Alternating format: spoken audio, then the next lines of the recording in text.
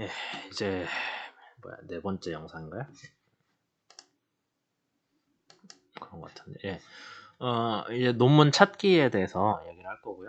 그러니까 앞에서 우리가 논문이 어디를 통해서 공유가 되는지를 얘기를 했어요. 주로 학술 대회나 저널을 통해서 공유된다라고 했고, 그 다음에 그 중에서 여러분들이 연구에 참고를 하기 위해서는 저널을 봐야 돼. 저널을 찾아야 된다. 근데 저널은 권위랑 호수가 나눠진다. 뭐 그런 얘기했죠. 그러면 실제로 논문을 어디서 찾는지를 얘기를 해보도록 합시다. 논문 검색을 위해서 저도 주로 자주 쓰는 데는 크게 세 가지가 있어요. 구글 스콜라랑 이미 써본 사람도 꽤 있을 거예요. 웹 오브 사이언스랑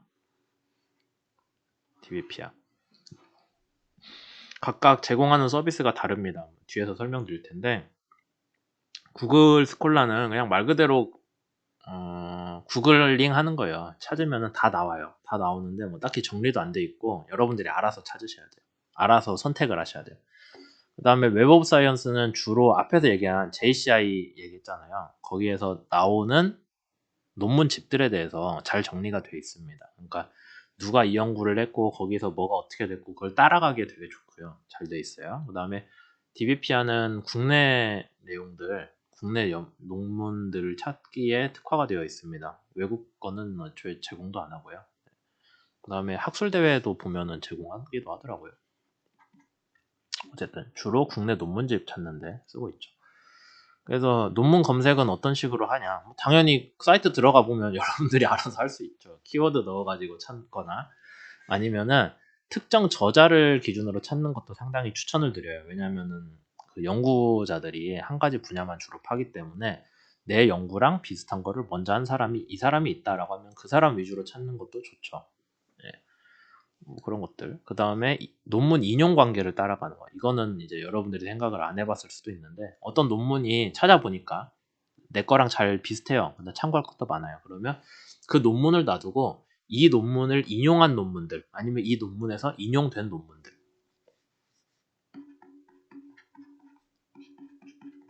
이 논문에서 이전 연구를 인용한 게 있을 거잖아요. 그 다음에 얘가 막 2021년도에 나온 논문이 아니라면은 이 논문을 또 인용해가지고 누군가 논문을 썼을 거예요.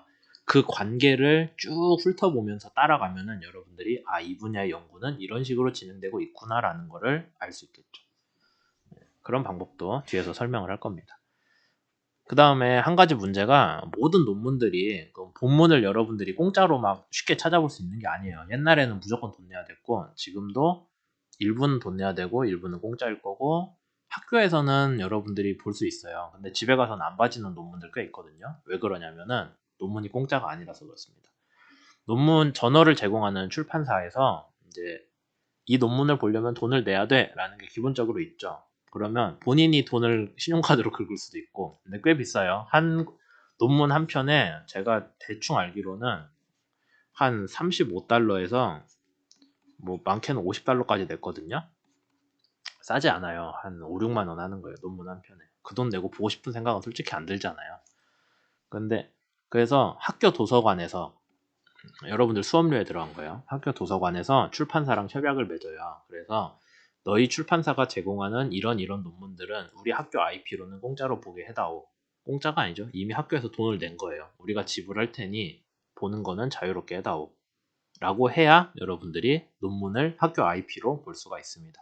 그 협약이 안 돼 있는 출판사라거나 아니면은 출판사가 아니라 학회 자체에서 출판해버리는 경우는 협약이 안 되는 경우가 많거든요. 도서관에서 뭐 모든 학회를 다 일일이 알아볼 필요는 없죠. 그럴 생각은 없을 거 아니에요. 메이저 출판사만 했지. 그래서 마이너한 데서 출판하는 논문들은 협약이 안 된 경우가 있어서 학교 IP더라도 돈 내고 봐야 되는 경우가 있어요.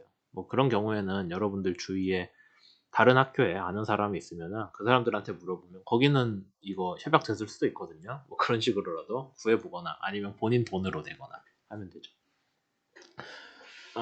그러면 내가 돈을 안 내면 논문을 아예 못 볼 수밖에 없냐? 그건 아니고요. 공짜로 제공하는 항목은 있습니다. 제목하고 초록하고 저자인데 초록이라는 말은 여러분들이 처음 들었을 수도 있는데 텍스트로 요약된 거예요. 논문이. 그러니까 요약본은 볼 수 있어요.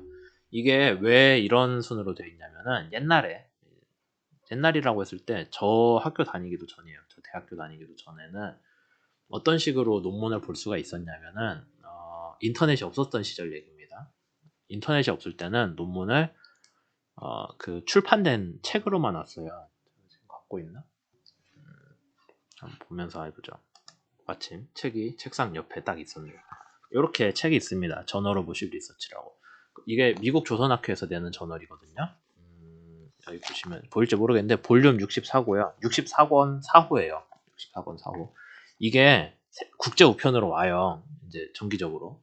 그러니까 옛날 얘기예요. 인터넷 없을 때는 학교 도서관에 이거를 구독 신청을 해놓으면은 이게 이제 정기적으로 와서 학교 그 도서관 책장에 착착착 꽂혀 있어요. 그러면은 이제 그걸 찾아가서 복사를 하든 뭐 하든 해서 보는 거예요. 근데 또 도서관 시스템이 지금은 여러분들이 실제 책을 보고서 그 다음에 이거죠. 대출 신청을 할 수 있잖아요. 아마 도서관 안 가본 사람이 더 많을 텐데 예. 책을 보고 대출을 할 수 있었는데 옛날에는 어떻게 돼 있었냐면 책 상한다고 그렇게 못 하겠거든요. 그래서 책 제목을 보고 거기에서 이 책을 내가 대출을 하겠다라고 카드를 써요. 카드를 써서 내면은 도서관 사서라고 해서 그 관리하시는 분이 그 책을 찾아갖고 대출을 내줘요. 그러니까 여러분들이 그 책을 앉은 자리에서 읽어본다 도서관에서 그러지 못했거든요. 얘도 똑같아요. 저널을 여러분들이 이 실제 책을 보기 전에 제목이나 아니면 초록만 모아놔요. 제목이나 초록만 보고 이거 내 연구랑 맞네? 라고 하면은 그걸 이제 복사를 해달라고 신청을 하거나 읽겠다고 신청을 하는 거예요. 그 다음에 이제 논문 이 책을 복사를 받은 거를 다 줄치면서 읽고 그런 식으로 했어요. 지금처럼 PDF로 뭐 한 번에 다운받고 그게 없었던 시절에 사람들이 논문들을 빨리빨리 보기 위해서 했던 게 이 세 가지를 제공을 했던 게 지금까지 남아있는 거예요. 그래서 제목하고 초록하고 저자는 여러분들이 그래도 공짜로 볼 수 있게 되어 있습니다. 그 다음 최근에 오픈 억세스라는 게 좀 많이 유행을 했는데요. 이건 뭐냐면 그냥 저자가 출판사랑 얘기를 해가지고 야 이거 읽는데 그 독자한테 돈 받지 말고 내가 줄게 하는 거예요. 그러니까 저자가 돈을 내고 저자가 그 관리비를 공짜로 모두 다 읽을 수 있게 하려면 뭐 서버 비용도 들고 뭐 할 거잖아요. 관리 비용이.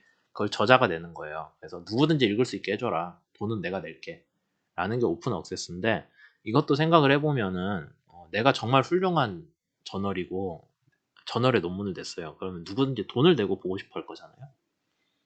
근데 그렇지 않은 경우에 오픈 억세스를 많이 합니다. 그래서 오픈 어세스 저널은 되게 뭐 좋은 저널도 있는데 조선학회 영문 저널은 좋은 저널이지만 오픈 어세스일 거예요. 제가 알기로는. 근데 그렇지 않고 그냥 오픈 어세스만 달고 있는 이상한 저널들도 꽤 있다. 그거는 저자들한테 돈을 뜯는 그런 수익 모델이다라는 거죠.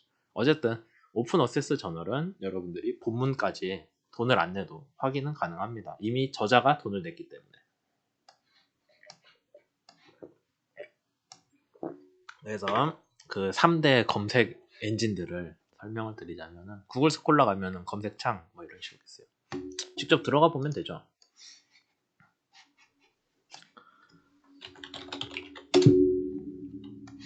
이렇게 나오고요. 원래는 여기 밑에 뭐 코비드 기사가 없었는데 요새 세상이 좀 안 좋아져가지고 생겼어요. 여기다가 여러분들이 뭔가 원하는 걸 쓰면 됩니다. 제가 검색했던 게 있네요. 뭐 이런 식으로 쭉 나와요. 그러면은 이제 얘는 저장이고 이건 필요 없고 인용은 누르면은 뭐 이런 식의 저자 정보가 간략하게 나와요. 이걸 여러분들이 참고 문헌 리스트에 올릴 수 있게 되어 있고 관련 학술 자료 전체 2개의 버전 뭐 이런 거는 누르면은 이게 어디 웹사이트에서 사용 가능하다. 내용은 똑같다라는 거 뜨고요. 그냥 얘 누르면은 저널 홈페이지로 갑니다. 이렇게 저널 홈페이지로 가가지고 지금은 제가 학교에서 접속을 했으니까 이렇게 다운로드 PDF가 뜨겠죠. 근데 학교가 아니라 집에서 하면은 아마 이거 안 뜰 거예요. 뭐 그런 식으로 돼 있고 옆에 뭐 지금 제가 구글 스콜라를 통해서 들어온 거는 출판사 홈페이지로 들어온 거예요. 구글 스콜라 얘기는 끝났어요. 그래서 뭐 이런 식으로 써져 있고 그러면은 공짜로 뭘 볼 수 있냐면은 제목 그 다음에 저자들 정보 그 다음에 여기는 하이라이트라고 해서 한 3문장 정도를 이 논문에서 강조하고 싶은 걸 쓰게 되어 있어요. 그렇게 해서 내라고 권장을 하는데 그거 하는 데도 있고 안 하는 데도 있고 앱스트랙은 반드시 쓰게 돼 있습니다. 그러면은 이제 이런 식으로 영어로만 쓰게 돼 있어요. 영어로 쭉 읽어보고 이게 내가 원하는 거랑 같네? 내가 생각하는 논문의 방향이네? 하면은 본문을 다운받아 보는 거죠. 그런 식으로 저널 홈페이지가 연결을 해주는 게 구글 스콜라다 라는 거고요. 이제 옆에 보면 풀 텍스트 CNU라는 게 있는데 이거는 충남대로 여러분들 IP로 들어왔으니까 전문을 볼 수 있다는 뜻이에요. 이게 없으면은 뭐 알아서 찾아보시는 거고 뭐 그런 식으로 되어 있습니다. 이게 구글 스콜라에서 쓰는 법이고요. 인용 횟수도 나와 있기는 하죠. 이제 이런 것들 눌러보면은 이 논문은 어디서 인용을 했냐라는 것들. 네, 근데 뭔지 몰라도 엄청 많이 인용된 논문들이네요. 우리 분야에서 100번이면 진짜 많이 한 거예요. 이게 뭐냐면은 근데 유명한 사람이 써서 그런 것 같고 뭐 어쨌든 이런 식으로 되어 있는 게 구글 스콜라다라는 거. 네. 그래서 검색 결과는 이런 식으로 나오고 들어가면은 논문을 클릭하면은 그 논문 저널의 홈페이지로 간다라는 거 중요하죠. 그러니까 구글 스콜라 자체에서 뭔가 더 제공해 주진 않아요. 그냥 검색 엔진으로서 기능을 하는 거고 DBPR라는 데는 또 가봐야죠.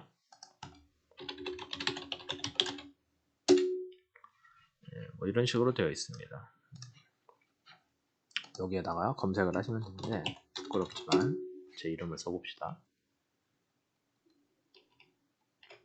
예, 이런 식으로 되어 있고 여기서 분야를 어떻게 바꾸는 게 제가 화면을 확대하면서 지워져 버렸네. 150% 합시다. 그러면은 여기에 저널명, 뭐 주제 분류 등이 있거든요.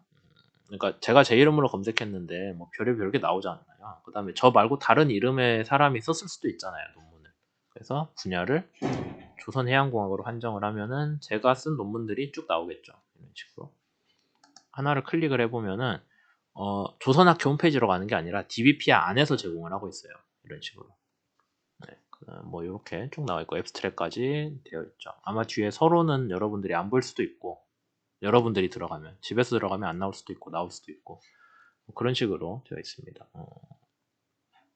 여기서 저를 클릭을 하면은 정보도 뜨고요. 이 사람이 쓴 뭐 키워드나 뭐 논문 현황도 나오긴 하는데 잘 안 나올 텐데 있기는 하네요. 네. 뭐 이런 식으로 좀 그 전체적으로 여기에 그렇게 정리를 해서 보여주는 사이트예요. 국내 논문들에 대해서. 그래서 검색을 해봤죠.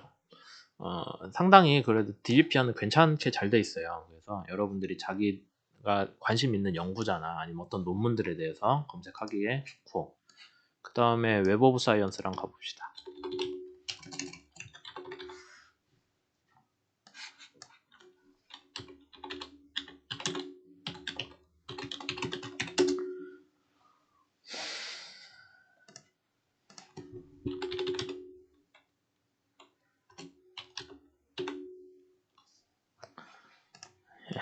웹 오브 사이언스에 가보시면은 상당히 좀 불친절하게 생기긴 했는데 여기에다가 뭘 검색을 하시면 돼요. 구글이랑 똑같다고 보시면 돼요.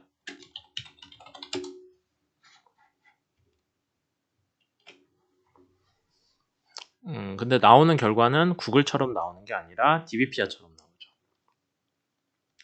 우리랑 좀 관련이 있는 거 하나 찾아서 봅시다. 그러면은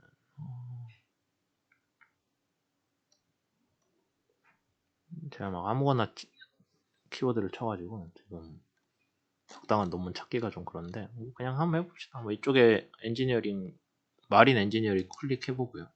DBPR랑 같아요. 하는 방법이.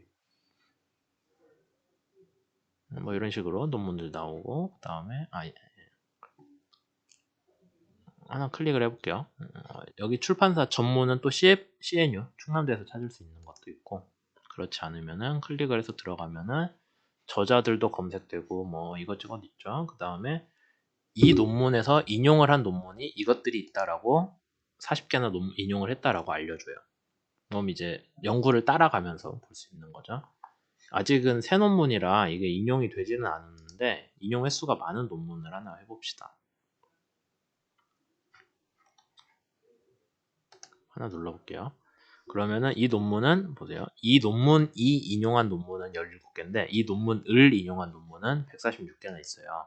연관된 후속 연구라는 거겠죠. 거기서 여러분들이 검색을 해볼 수 있고, 그 다음에 이거 저널 이름 같은 거는 클릭하시면은 그 저널에 대해서 이렇게 나와요. 그 아까 우리 앞에서 저널 사이테이션 리포트 JCR 했던 거랑 같죠. 임팩트 팩터도 나오고, 그 다음에 뭐 컴퓨터 사이언스 분야에 있는 156개 논문 중에서 임팩트 팩터로 35등이다. 그래서 Q1이면 상위 25%거든요. 25%다. 등등을 정보를 추가로 할 수 있습니다. 이제 제가 알기로는 이거는 저널 위주로만 검색이 되기 때문에 그래도 연구에서 참고를 제가 저널 위주로 참고를 했잖아요. 상당히 도움이 되는 거죠. 뭐 그런 식으로 해서 이제 3대 그 검색 엔진들을 쓰는 것들을 보여드렸고, 잠깐 쉬었다 할게요.